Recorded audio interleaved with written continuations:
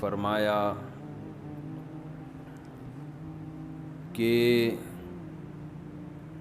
لیلۃ القدر میں یہ دعا زیادہ پڑھا کرو، اللہم انک عفو تحب العفو فاعف عنا۔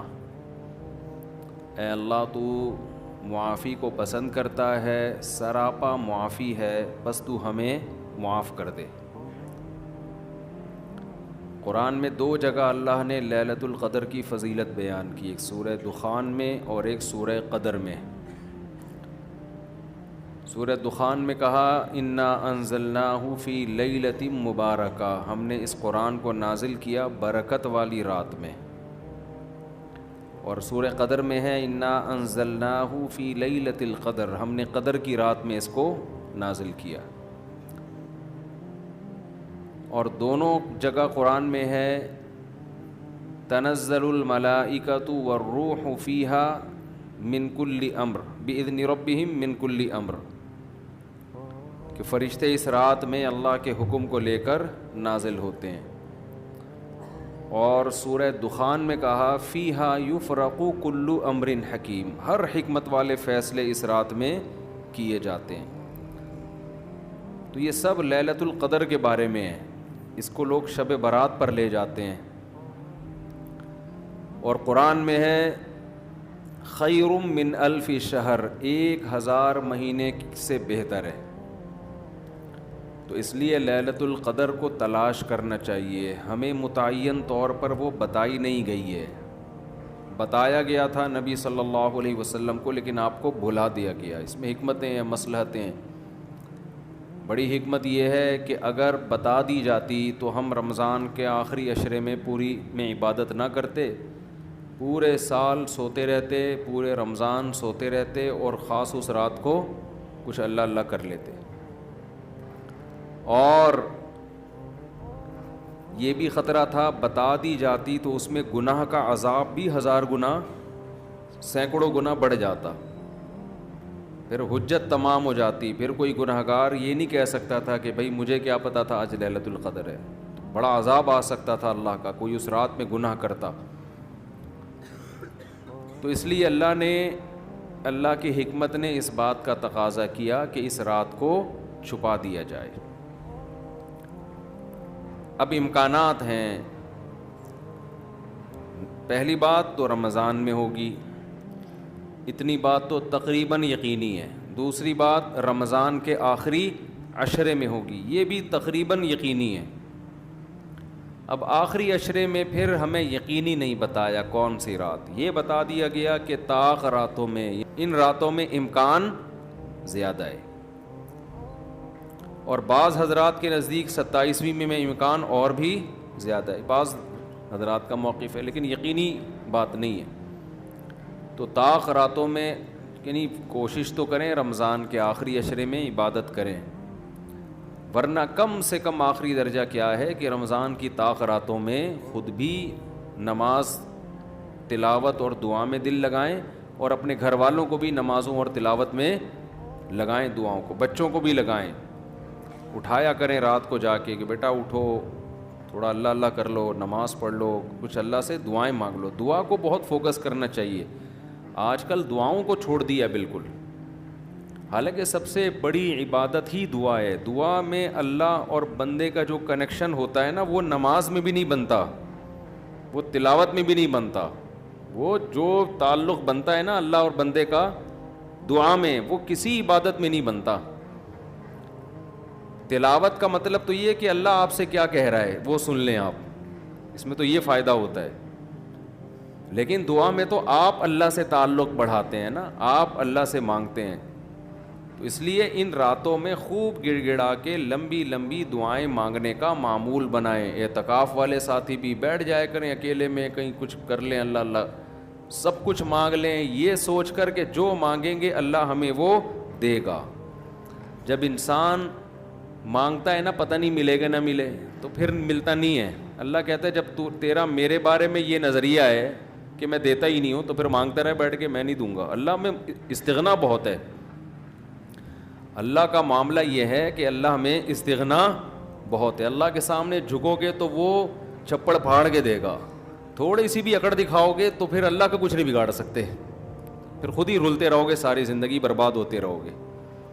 جیسے نبی صلی اللہ علیہ وسلم نے ایک بوڑھے کو بخار میں دیکھا, فرمایا کہ طہور, یہ بخار تمہارے گناہوں کو معاف کرے گا, خیر برکت کا ذریعہ ہے.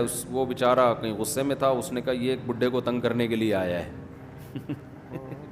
آپ نے فرمایا اب ایسا ہی ہوگا, یہ گناہوں کی معافی کا ذریعہ اب نہیں بنے گا. تو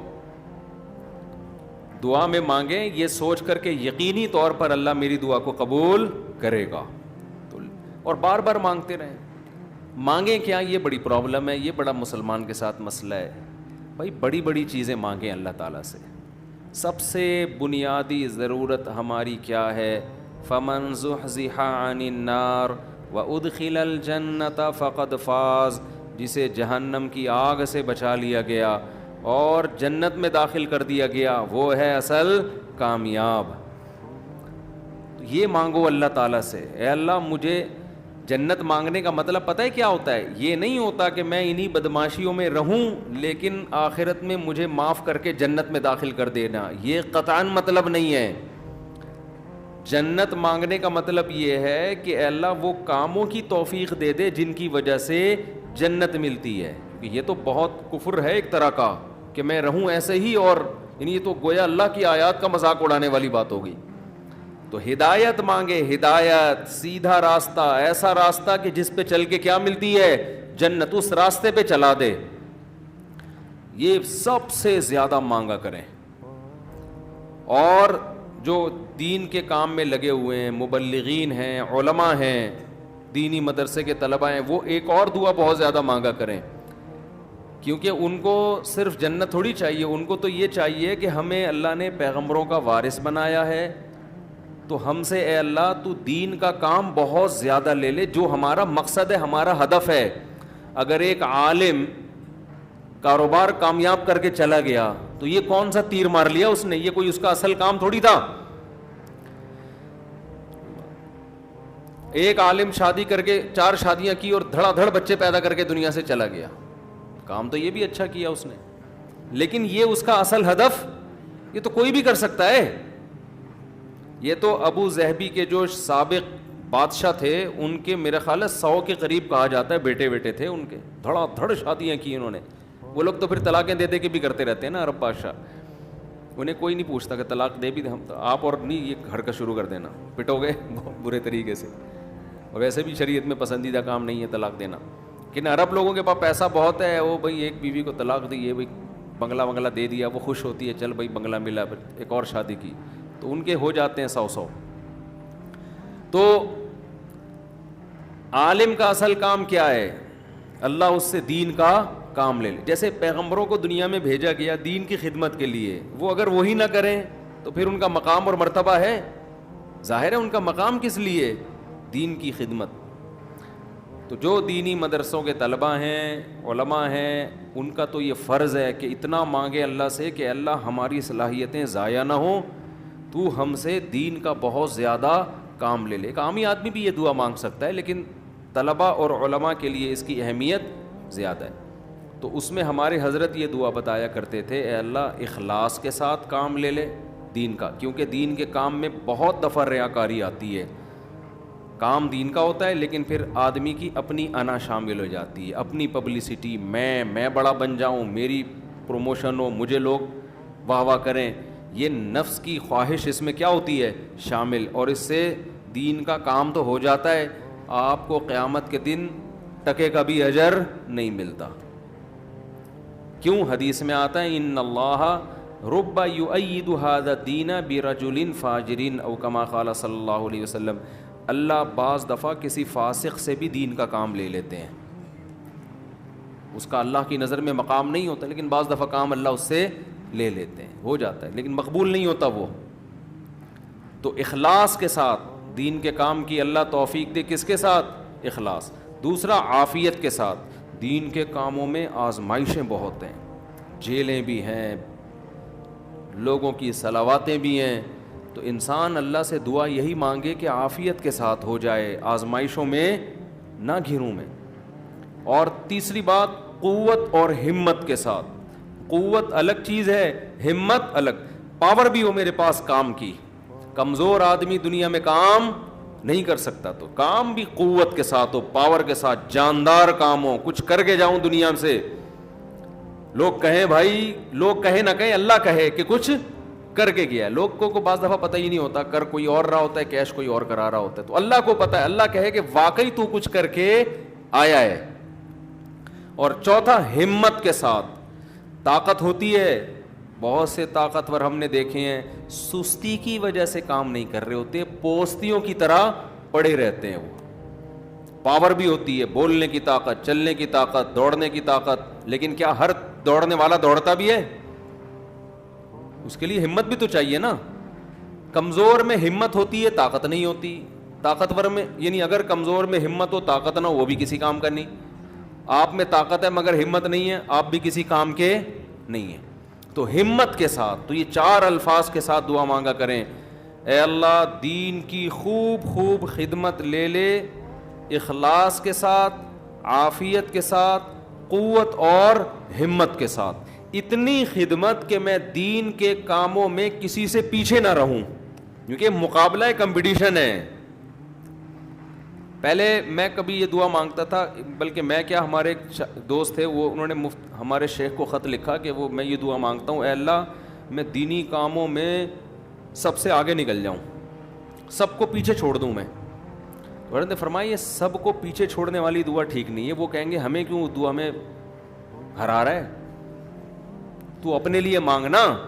یہ ایسا ہی ہے جیسے آپ کہہ رہے ہو اللہ مجھے اتنا پیسہ دے کہ وسیم سے زیادہ دے دے مجھے، وسیم مجھ سے پیچھے رہ جائے.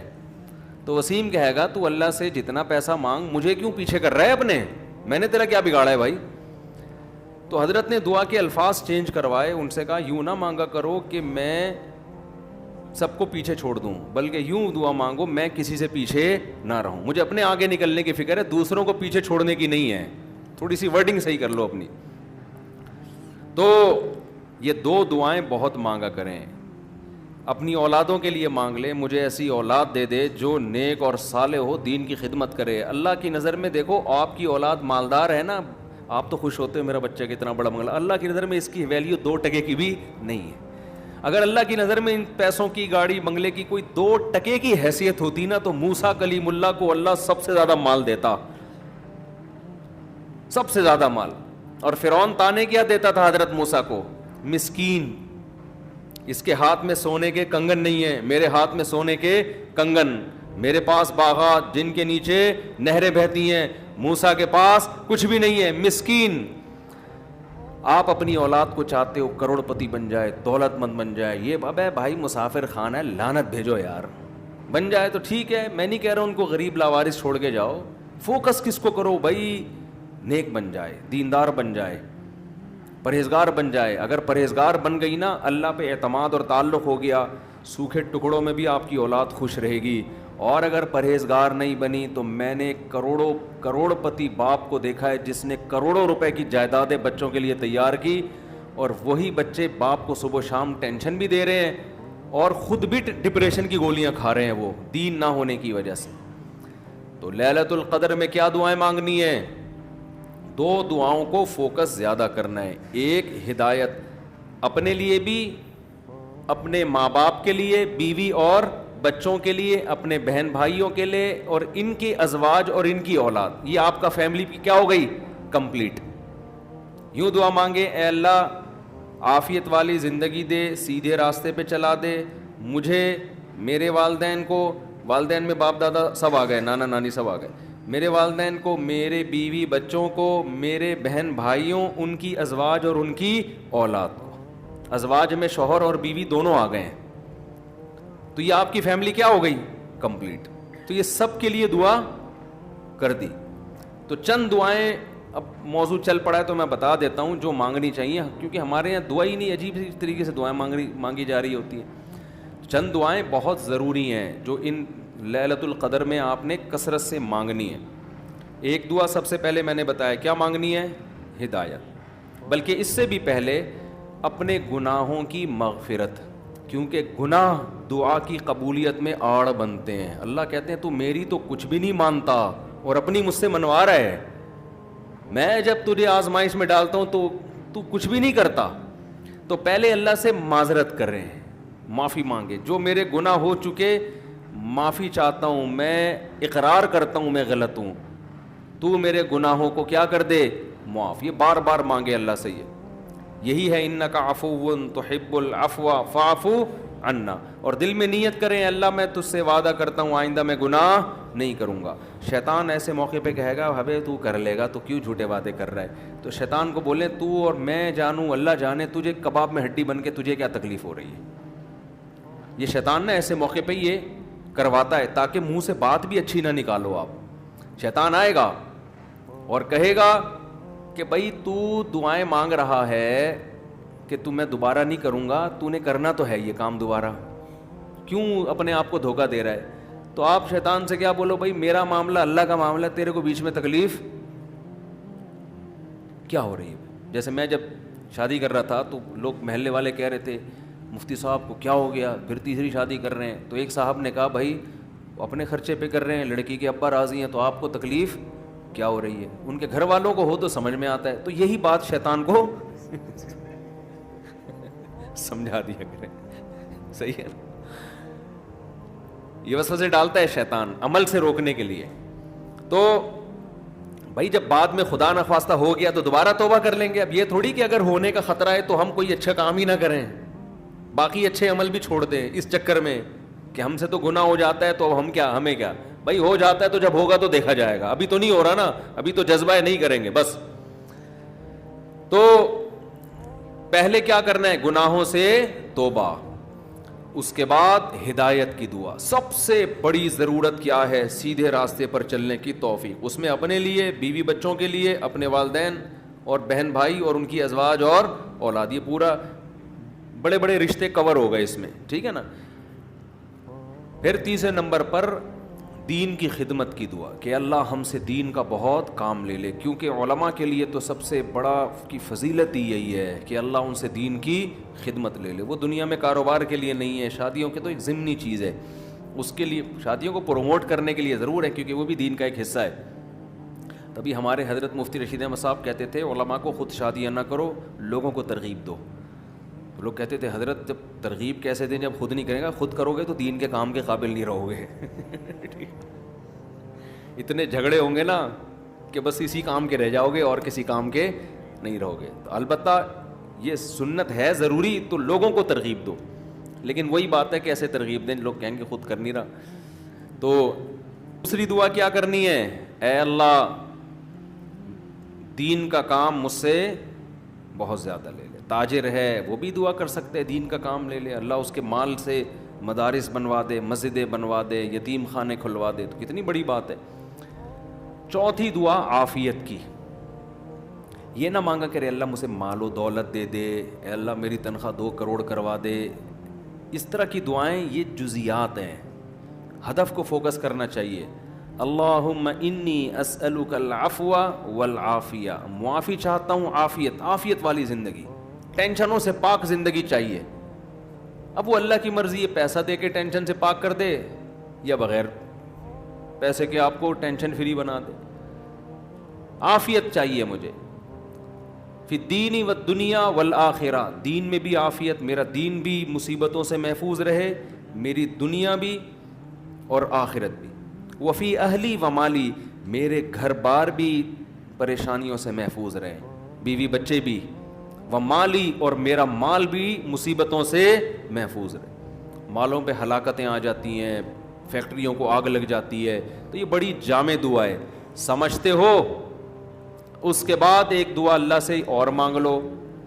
شادی شدہ آدمی کے لیے گھر ایک بڑی ٹینشن ہوتا ہے نا, وہ کہہ سکتا ہے کہ میں اللہ سے مصیبت سے پناہ مانگ رہا ہوں, تو مصیبتیں تو میں نے گھر میں خود پالی ہوئی ہیں. شادی شدہ لوگ, بعض لوگوں کی یہ رائے ہوتی ہے, تو یوں دعا مانگو, ربنا حب لنا من ازواجنا وذریاتنا قرۃ اعین, اے اللہ ہمیں ہماری ازواج یعنی بیویوں اور اولاد کی طرف سے آنکھوں کی ٹھنڈک. یہ دعا عورت بھی مانگ سکتی ہے کیونکہ زوج کا لفظ بیوی پر بھی اور شوہر پر بھی.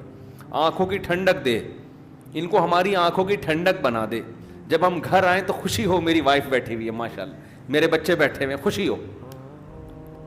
یہ نہ ہو کہ جب گھر آئے تو پتہ چلا بیگم میکے گئی ہوئی ہے تو خوشی سے پاگل ہو جائے آدمی, جیسے کہ آج کل ہو رہا ہے.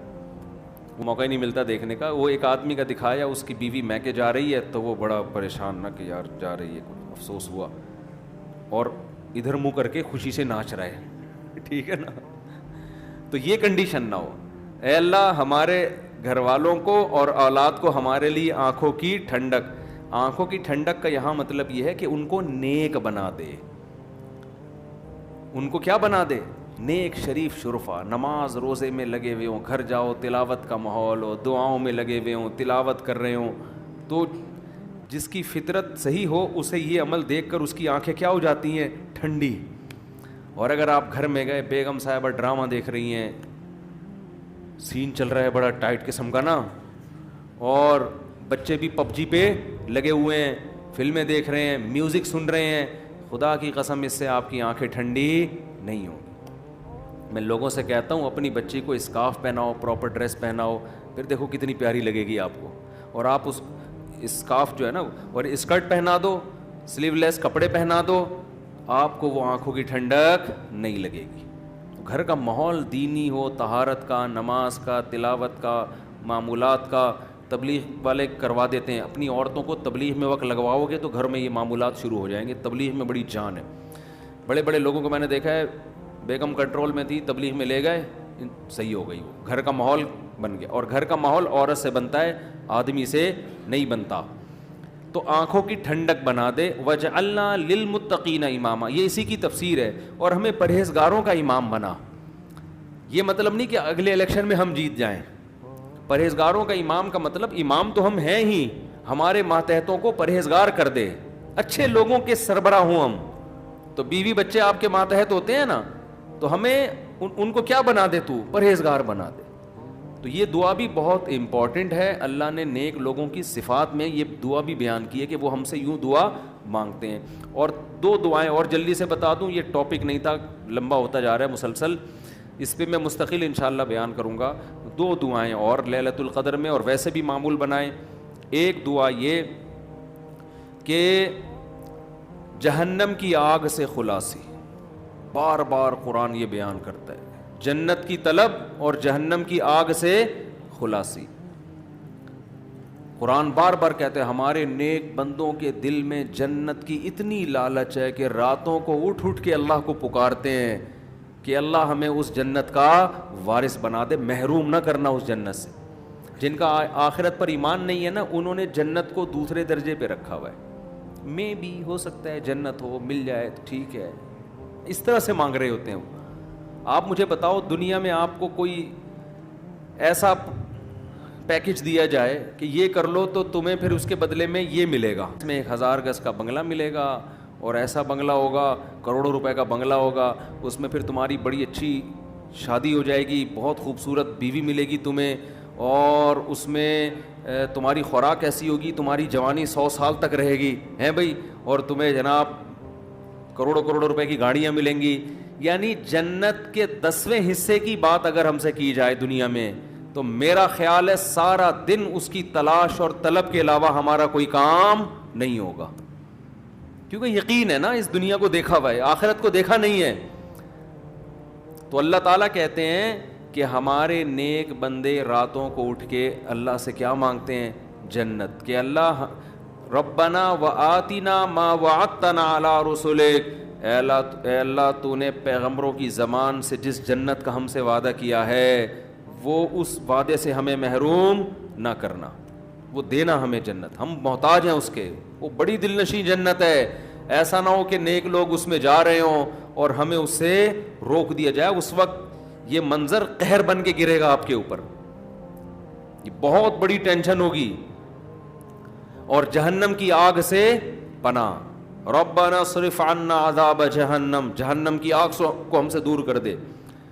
تو یہ چند دعائیں ہیں جو مانگا کریں پابندی کے ساتھ. سمجھتے ہو کہ نہیں سمجھتے؟ اور ایک آخری دعا, اگر آپ کے والدین دنیا سے جا چکے ہیں یا آباء و اجداد کوئی بھی جا چکے ہیں, ان کی مغفرت کی دعا. ان کو بھولنا, جن میں والدین تو بہرحال وہ تو زندگی بھر نہیں بھولنا ان کو, جب مغفرت کی دعا تو سب سے پہلے اپنے والدین کے لیے الگ الگ مانگا کرو, باپ کے لیے الگ اور ماں کے لیے الگ, ہول سیل کے حساب سے نہ مانگا کرو. بعض لوگ ہول سے, یا اللہ جتنے بھی مرحومین دنیا سے جا چکے ہیں سب کی مغفرت فرما دے, تو مرحومین میں ابا بھی آ گئے, اماں بھی آ گئے, نانی بھی آ گئی, دادی بھی, سب ہول سے. دعاؤں میں ہول سیل نہیں چلتا, نام لے لے کے اس میں زیادہ خشوع و خضوع پیدا ہوتا ہے, سمجھتے ہو. اب ظاہر ہے سارے مرحومین کا تو نام لے نہیں سکتا نا, تو خود ہی مرحومین میں داخل ہو جائے گا تھوڑی دیر میں. تو چند اسپیسیفک مرحومین کا نام لے کے پھر ہول سیل کے حساب سے کہ جتنے دنیا سے مسلمان جا چکے ہیں اللہ مغفرت کرے.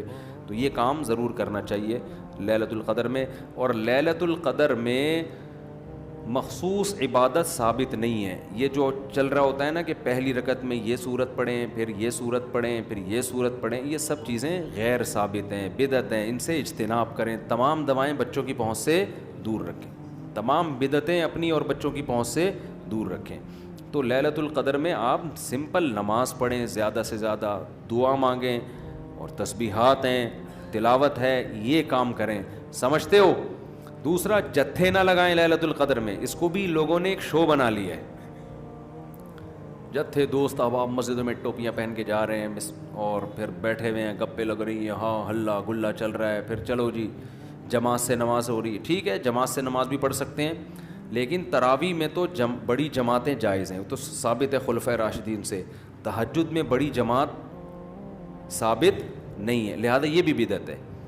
تراویح تو ثابت ہے نا, اس میں تو جتنے پوری مسجد بھر جائے, لیکن تہجد میں اس طرح تداعی کہ اتنے لوگوں کو اکٹھا کرنا کہ قاری صاحب تہجد پڑھا رہے ہیں سب لوگ آ جاؤ, یہ نبی سے ثابت نہیں ہے. جب ثابت نہیں ہے تو جائز بھی نہیں ہے. تو اس لیے تہجد میں اگر کسی نے جماعت پڑھنی ہے, 2-3 سے زیادہ افراد کو اکٹھا بولو نہ کریں, تاکہ زیادہ تعداد نہ ہو جائے لوگوں کی. لیکن بہتر یہی ہے کہ اپنے طور پہ پڑھیں تہجد. تراویح ہو گئی جماعت کے ساتھ, باقی نوافل کیسے پڑھیں؟ انفرادی میں الگ اللہ سے تعلق بنتا ہے, جماعت میں الگ تعلق بنتا ہے, تو اس میں انفرادی کو فوکس کریں. تو کوئی مخصوص صورتیں پڑھنا, پہلی رکعت میں یہ, دوسری میں یہ بھی بدعت ہے. صلاۃ التسبیح کی جماعت بھی جائز نہیں ہے. سمجھتے ہو. صلاۃ التسبیح انفرادی طور پر تھوڑا سا اختلافی مسئلہ ہے, جمہور علماء کے نزدیک سنت ہے. بعض کچھ علماء ایسے بھی گزرے ہیں جو صلاۃ التسبیح کو نہیں سنت مانتے. وجہ اس کی یہ ہے کہ وہ کہتے ہیں اس بارے میں کوئی بھی صحیح حدیث موجود نہیں ہے. لیکن چونکہ روایات کی کثرت ہے, اور کثرت سے جب روایات ہوتی ہیں تو درجہ حسن تک حدیث پہنچ جاتی ہے. اس بیس پر بہت سے علماء کی رائے یہی ہے کہ پڑھ لینی چاہیے. تو جو اختلافی مسئلہ ہو اس میں اگر کوئی بھی رائے رکھتا ہے تو اس میں شدت جائز نہیں ہے. سمجھتے ہو کہ نہیں سمجھتے؟ تو اچھا, میرا موقف چونکہ یہ والا ہے جو ابن تیمیہ رحمہ اللہ کا موقف تھا, تو میں کیا, میری اوقات کیا, بعض بڑے علماء کا بھی وہی موقف ہے, تو اس لیے تو میں بھی اسی موقف کو مانتا ہوں. لیکن کوئی فتویٰ میں یہی دیتا ہوں جو جمہور کا ہے کہ بھائی ٹھیک ہے, جو مفتہ بھی قول تو یہی ہے کہ پڑھ لینا چاہیے. عبداللہ بن مبارک, علامہ ناصر الدین البانی رحمہ اللہ نے اس مسئلے میں عبداللہ بن مبارک کی تقلید کی ہے. ان کی نظر میں بھی اس بارے میں کوئی حدیث صحیح نہیں ہے, لیکن چونکہ عبداللہ بن مبارک سے اس کی سنیت منقول ہے تو انہوں نے اس مسئلے میں تقلید کی ہے. کس کی؟ عبداللہ ابن مبارک کی, کہ اتنے بڑے آدمی پڑھتے تھے تو ٹھیک ہے. تو خیر کہاں سے لمبی بات چلی گئی. تو لیلۃ القدر میں دعائیں مانگنی ہیں اور گناہوں سے معافی. تو گناہوں سے معافی میں گناہ دماغ میں ہوں گے تو معافی مانگے گا نا, تو پہلے اپنے گناہوں کے بارے میں سوچنا بھی ہے کہ میرے اندر خرابیاں ہیں کیا. تو دیر آر 2 types آف خرابیز. خرابیوں کی کتنی قسمیں ہیں؟